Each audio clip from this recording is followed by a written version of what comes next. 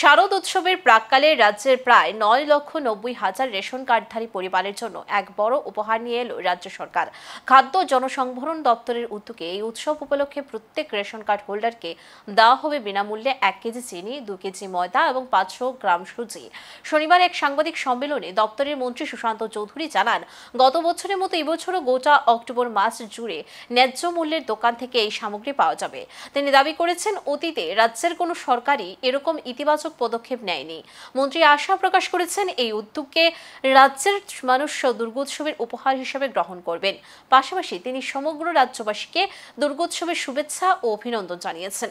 উৎসব মানে আমাদের পাহাড়ি বাঙালি প্রত্যেকের প্রাণের উৎসব এবং আনন্দের উৎসব, এবং আমরা রাজ্য সরকার প্রতিবারই আমাদের এটা প্রচেষ্টা থাকে যে উৎসবের এই দিনগুলো মানুষের পাশে থেকে কিভাবে মানুষকে আরও খুশি করা যায় এবং আনন্দমুখর করা যায়।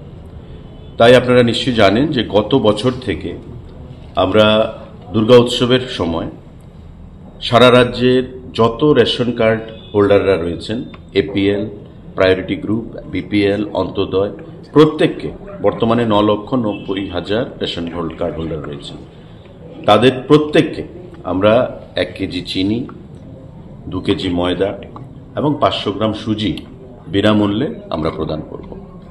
ত্রিপুরা রাজ্যে কখনো বিগত দিনে কোনো সরকার বিনামূল্যে প্রতি রেশন কার্ড হোল্ডারকে এই জিনিসগুলো প্রদান করার সহযোগিতা বা সাহস দেখাতে পারেনি, যেটা গত বছর থেকে আমরা শুরু করেছি খাদ্য দপ্তরের প্রচেষ্টায়।